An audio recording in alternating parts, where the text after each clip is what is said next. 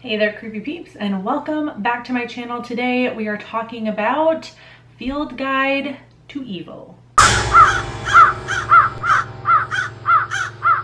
The Field Guide to Evil was requested of me to review by one of my patrons, Felix, aka Raiders, aka as you probably have seen him around the horror community. Thank you, Felix, for your suggestion, and let's get into this. The Field Guide to Evil is a feature-length anthology about myths, lore, and folk tales.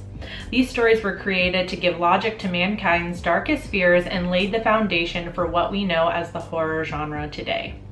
So I just gotta say, Felix, you more than made up for terror at Bloodfart Lake. So if you've been around the channel for a while, you know I love a good anthology, and you know I love folklore. So a movie that combines the two?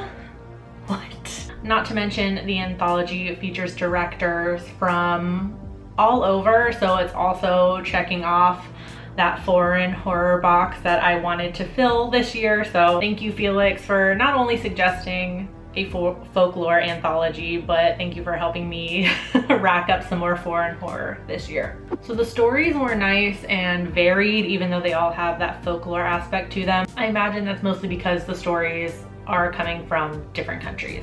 The cool thing about folklore is that the stories, for some reason, just both sound familiar and not familiar at the same time. What I mean by that is that obviously these are folklore and myths from different countries, so I'm not familiar with all of them, but they all have that same kind of like cautionary tale sort of feel to them, you know what I mean? As a lot of folklore is, a lot of these old stories were told to kids to get them to behave, or you know, to make them follow the rules and things like that. So that's why there's like that kind of like air of familiarity with these, even though I've never heard of a lot of these legends before. There was also a lot of variation in storytelling and style, of course. So there were some segments that were in black and white, some were modern takes on these legends, some were set, you know, way back in time. My personal favorite was actually the last segment, which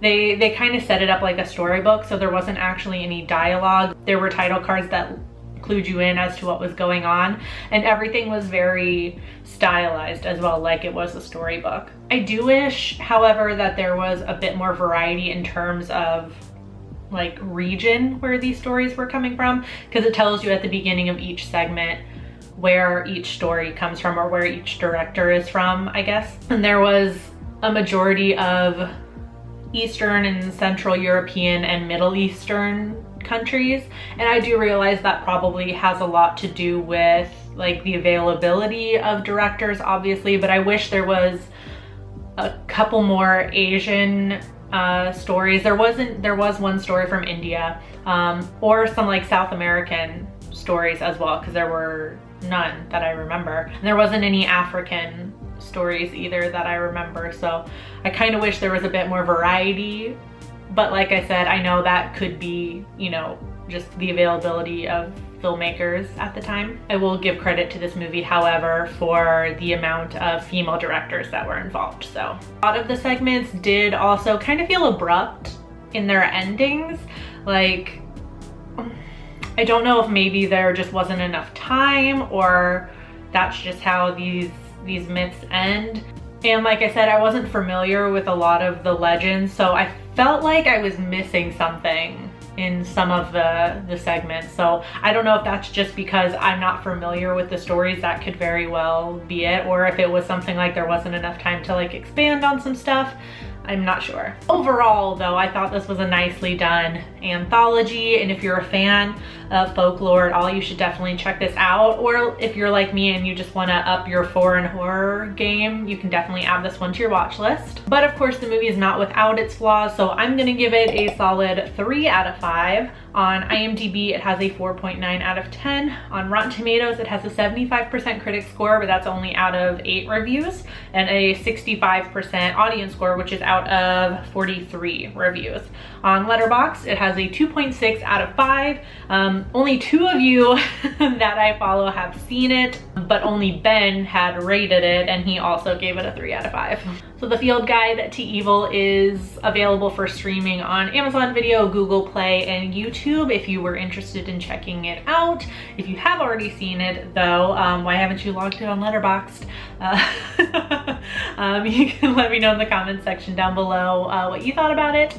As always, I do hope you enjoyed this video. If you did, please give it a thumbs up, subscribe if you're new here, and become a Creepy Peep today. I post videos Monday, Wednesday, and Friday, and you can ring that notification bell down there to be notified every time I post a video, even though it doesn't always work. Thank you so much for watching, and until next time, stay strange. Bye! This video is brought to you by all these lovely creepy patron peeps that you see listed on the left-hand side of the screen. If you want to find out the perks to being a creepy patron peep, you can follow that link that is in the description of this video. No pressure, but it's there if you want to check it out. Thanks for watching. Bye!